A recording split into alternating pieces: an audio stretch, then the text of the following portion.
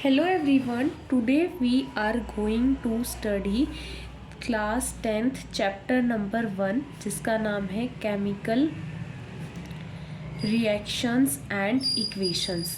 तो सबसे पहले इसमें हमें बताया गया है केमिकल रिएक्शंस होती क्या हैं, जो कि केमिकल चेंजेस होते हैं जिन्हें हमने स्टडी किया था कि जो इरिवर्सिबल नेचर के होते हैं, जिनकी क्या क्या कैरेक्टरिस्टिक्स होती हैं, फिज़िकल चेंज से अलग होते हैं, ये इनमें न्यू प्रोडक्ट फॉर्मेशन होते हैं। तो वही जो केमिकल चेंजेस है उनको एक रिएक्शन की फॉर्म में लिखना, उनको ही केमिकल रिएक्शंस कहा जाता है। और इक्वेशंस क्या होता है, बेसिकली उनकी रिप्रेजेंटेशन।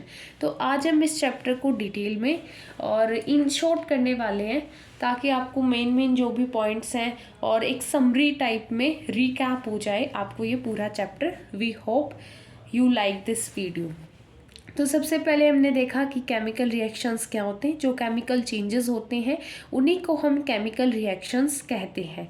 अब बात कर लेते हैं कि क्या क्या इंडिकेशंस होते हैं जिससे हमें पता चलता है कि क्या क्या इंडिकेटर्स या फिर सिचुएशंस होती हैं जो कि हमें पता इंडिकेट करती हैं कि केमिकल रिएक्शंस हुई थी। तो सबसे पहले इसमें हमारा फर्स्ट पॉइंट आता है कलर चेंज, क्योंकि जो भी प्रोडक्ट नया बना है तो उसमें क्या होगा, कलर चेंज होगा। सेकंड वन है इवोल्यूशन ऑफ गैस। अगर हमारे प्रोडक्ट में गैस बनी है तो गैस का इवोल्यूशन भी होगा। थर्ड है इवोल्यूशन या फिर अब्जॉर्प्शन ऑफ हीट। ये दो प्रकार की हमारे पास रिएक्शंस होती हैं, एक होती है एक्सोथर्मिक और एक होती है एंडोथर्मिक। तो हमें ध्यान रखना होता है जो एक्सोथर्मिक रिएक्शंस होती है, कई बार आप कंफ्यूज हो जाते हो कि कौन सी रिएक्शंस एक्सोथर्मिक है कौन सी एंडो। तो एक्सोथर्मिक, थर्म यूज़ करते हैं हम हीट के लिए, और एक्सो यानी कि एग्जिट से रिलेटेड, यानी कि जिसमें हीट क्या हो रही है, एग्जिट हो रही है, यानी कि इवॉल्व हो रही। इवॉल्व का मतलब ही क्या होता है कि हीट क्या हो रही है, रिलीज हो रही है। और एंडो यानी इन, और थर्मो यानी हीट, यानी कि हीट इंटर यानी कि अंदर आ रही है। तो इसमें हम क्या कहेंगे कि हीट की रिक्वायरमेंट है एंडोथर्मिक में, तो इसमें हीट क्या होगी, एब्जॉर्ब होगी। फिर आ जाते हैं हमारे फिजिकल स्टेट में चेंज होगा। ठीक है, जैसे कि अगर हमने वाटर को बॉईल कर दिया तो ये हालांकि फिजिकल चेंज है, लेकिन कई बार जैसे आपने CuSO4 का देखा है Fe के साथ, तो उसमें जो FeSO4 बन जाता है और कॉपर हमारा क्या है, अलग बन जाता है, वो सॉलिड बन जाता है। पहले वो क्या था, एक्वस था। इसी में फिजिकल स्टेट का ये मैंने एग्जाम्पल दिया है। और नेक्स्ट हमारा क्या है इंडिकेशन, फॉर्मेशन ऑफ पीपीटी के फॉर्मेशन से क्या होता है, पीपीटी क्या होता है, जब डबल डिस्प्लेसमेंट रिएक्शंस होती हैं तो उसमें पीपीटी बनती है। कुछ सॉलिड पार्ट जो है वो सेटल डाउन हो जाता है, इवॉल्व होके उसमें से सॉल्ट बन जाता है। ठीक है, ये इनसॉल्युबल पार्ट होता है जो रिएक्शन के बाय प्रोडक्ट बनता है। फिर अब हम बात कर लेते हैं क्या क्या टाइप्स होते हैं, टाइप्स ऑफ केमिकल रिएक्शंस। तो फर्स्ट आता है हमारा कॉम्बिनेशन रिएक्शन। नाम से ही पता चल रहा है कि कंबाइन होना, और इसकी डेफिनेशन भी बहुत सिंपल है। जब लेट एज्यूम A+B, ये क्या है, दो रिएक्टेंट हैं और इनसे क्या बन रहा है, एक C प्रोडक्ट बन रहा है, यानी कि कॉम्बिनेशन ऑफ 2 और more substances in order to give 1 product. तो इसे क्या बोलते हैं, इस रिएक्शन को कॉम्बिनेशन रिएक्शन बोलते हैं। अगर हम इसका एग्जांपल लें तो एग्जांपल हो जाएगा जैसे कि कैल्शियम ऑक्साइड जो कि सॉलिड है, प्लस उसमें हम वाटर ऐड कर देंगे लिक्विड फॉर्म में। नेक्स्ट फिर क्या बन जाएगा, Ca calcium hydroxide, CaOH2 aqueous. ठीक है, ये हमारे हो गए फर्स्ट टाइप की केमिकल रिएक्शन।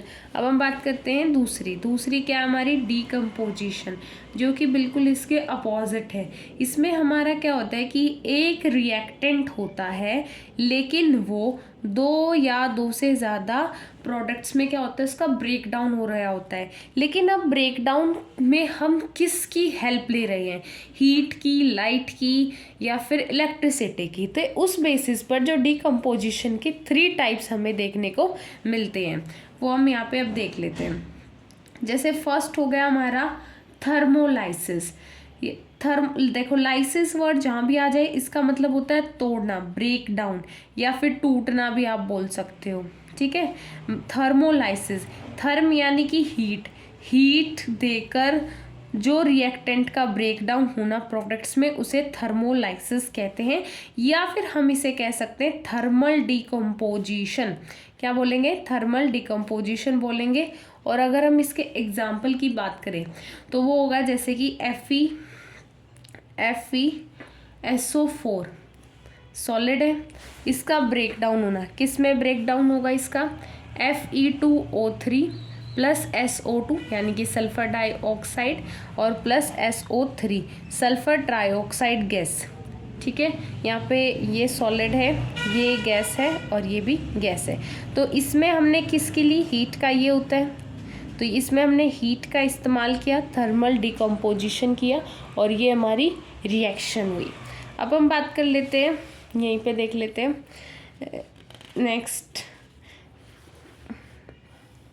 नेक्स्ट कौन सा होगा। थर्मोलाइसिस हम देख चुके। अब इसमें सेकंड टाइप होता है हमारा फोटोलाइसिस। फोटोलाइसिस क्या होता है, फोटोलाइसिस, फोटो मतलब लाइट। जैसे आप फोटोसिंथेसिस में भी देखते हो तो उसमें फोटो वर्ड है वो लाइट के लिए यूज़ किया जाता है। तो लाइट से ब्रेक डाउन होना, लाइसिस यानी ब्रेक डाउन, और इसे हम फोटो केमिकल डिकम्पोजिशन भी कहते हैं। अब इसके एग्जांपल देखेंगे, जैसे AgCl जो कि सिल्वर क्लोराइड होता है, इसका ब्रेक डाउन होना Ag silver plus Cl2 chlorine gas में, ये गैस है और ये दोनों ही सॉलिड है। तो ये हमारा किसकी प्रेजेंस में हो रहा है, फोटोलिसिस यानी कि लाइट की प्रेजेंस में हो रहा है। तो ये फोटोकेमिकल डिकम्पोजिशन। अब इसका थर्ड देखते हैं हम।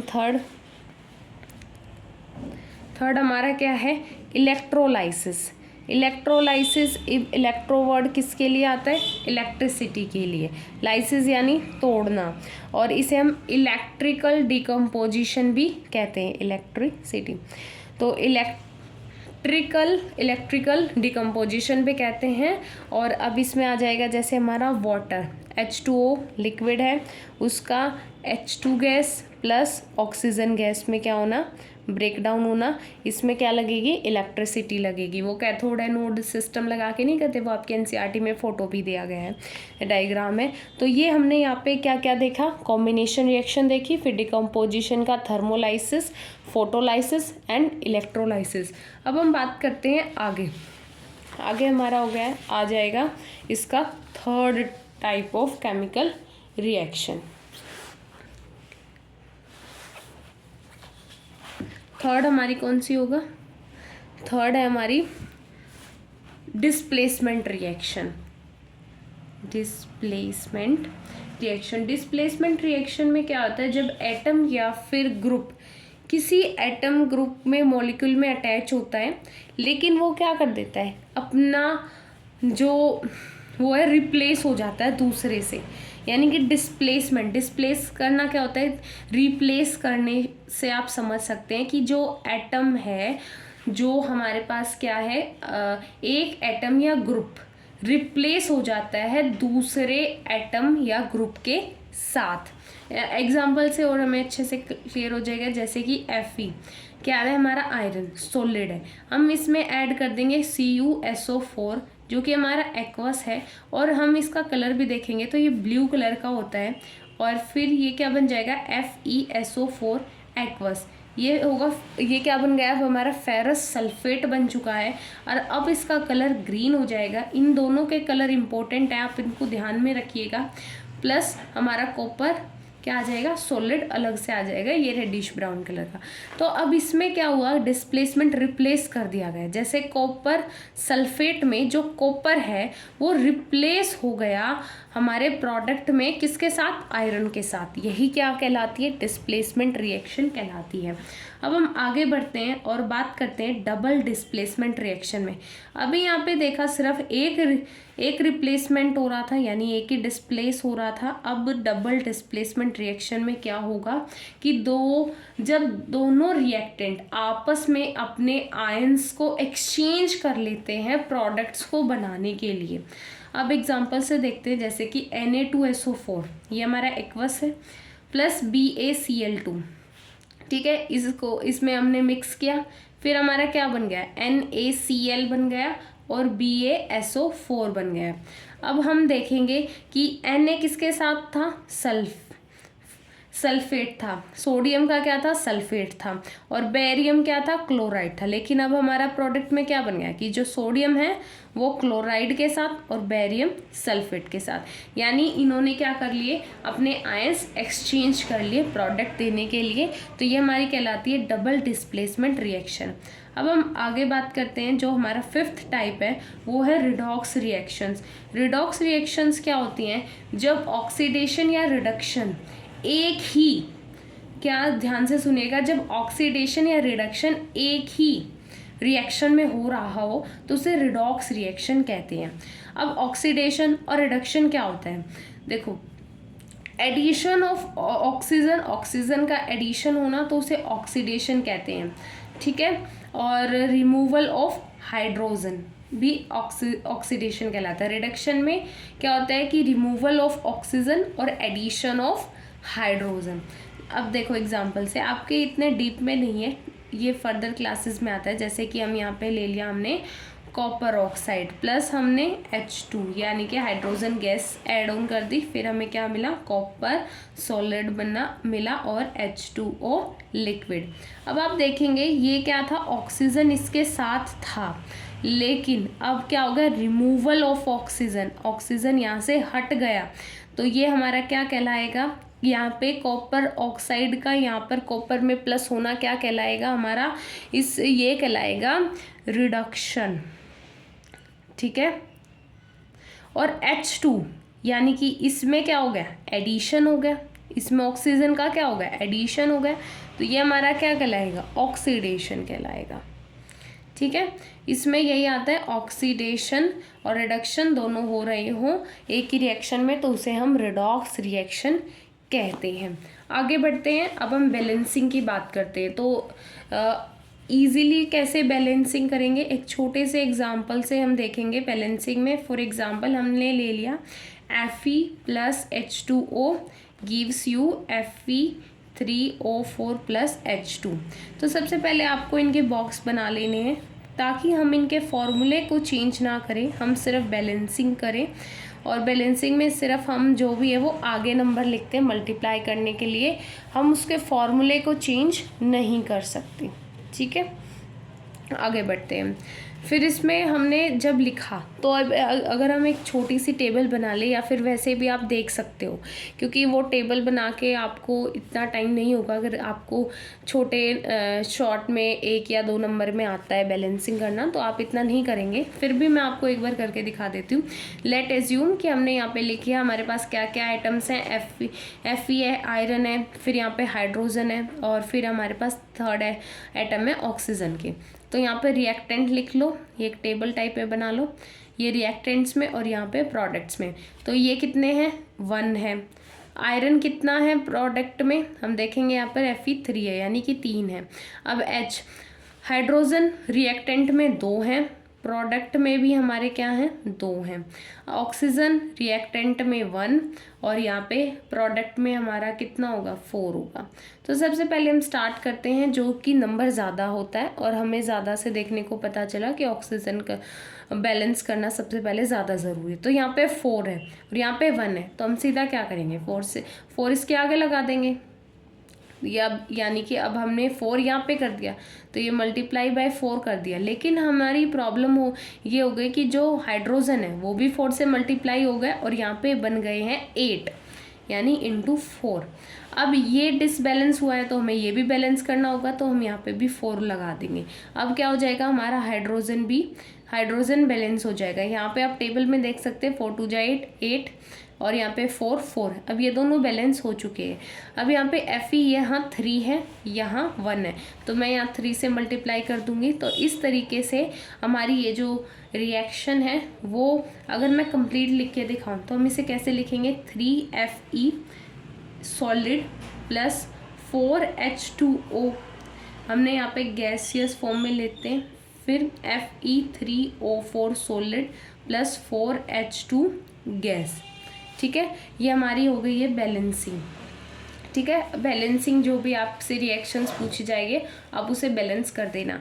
अब हम बात कर लेते हैं एक लास्ट में आपका एक कॉन्सेप्ट दिया है रेंसिडिटी। तो रेंसिडिटी क्या होता है, जब हमारे जो भी ऑयल्स या फिर फैट क्या होते हैं, फैट या फिर ऑयल्स का ऑक्सीडेशन हो जाता है, जो भी हमारे फूड आइटम्स में प्रेजेंट होते हैं, तो उनसे उसका टेस्ट और स्मेल दोनों ही चीज़ क्या हो जाती हैं, इफेक्ट कर जाती हैं, यानी कि इनमें फ़र्क आ जाता है, बैड हो जाती है। बैड टेस्ट और स्मेल का रिजल्ट होता है वो क्या होता है, इनका क्या हो जाता है, ऑक्सीडेशन हो जाता है। तो ये होता क्यों है, रीज़न हमने जान लिया, ऑक्सीडेशन हो जाता है फूड आइटम का जो कि फैट प्रेजेंट होता है फूड आइटम में। अब इसके प्रिवेंशन क्या हो सकते हैं, क्या क्या कैसे कैसे हम इसे प्रिवेंट कर सकते हैं। सबसे पहले हम एयर टाइट कंटेनर्स का इस्तेमाल करेंगे। जब एयर यानी ऑक्सीजन रीच में ही नहीं होगा तो ऑक्सीडेशन नहीं हो पाएगा। दूसरा, जैसे हम रेफ्रिजरेटर का इस्तेमाल कर सकते हैं आजकल, तो जैसे कि बैक्टीरिया से बचने के लिए हम अपने फूड आइटम्स को सेव कर सकते हैं, खा सकते हैं इजीली, रख के 1-2 टाइम चला सकते हैं। नेक्स्ट है फिर नाइट्रोजन गैस का इस्तेमाल किया जाता है, उससे क्या हो, ऑक्सीडेशन ना हो, इसलिए जो भी आपने चिप्स देखे हैं पैकेट्स वाली चिप्स, तो उसमें क्या होती है, नाइट्रोजन गैस फिल होती है। फिर हम फोर्थ बात करें, एंटीऑक्सीडेंट्स का इस्तेमाल कर सकते हैं जो कि हमारे ऑक्सीडेशन से प्रोटेक्शन देगा।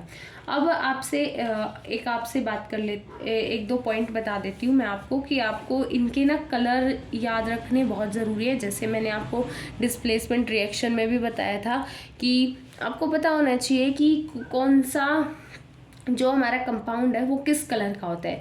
जैसे अगर मैं आपसे बात करूँ तो कॉपर सल्फेट है वो ब्लू कलर का होता है, फेरस सल्फेट ग्रीन कलर का होता है, लीड नाइट्रेट वो वाइट लाइट येलो कलर का होता है, silver bromide pale yellow, silver chloride, sodium sulphate, barium chloride, ये सारे वाइट कलर के होते हैं। Ferric oxide reddish brown colour का होता है, कॉपर ऑक्साइड रेडिश कलर का, क्यूप्रिक ऑक्साइड ब्लैक कलर का। ठीक है, हमारा चैप्टर यहीं पे कंप्लीट होता है। We will meet in next session till then bye.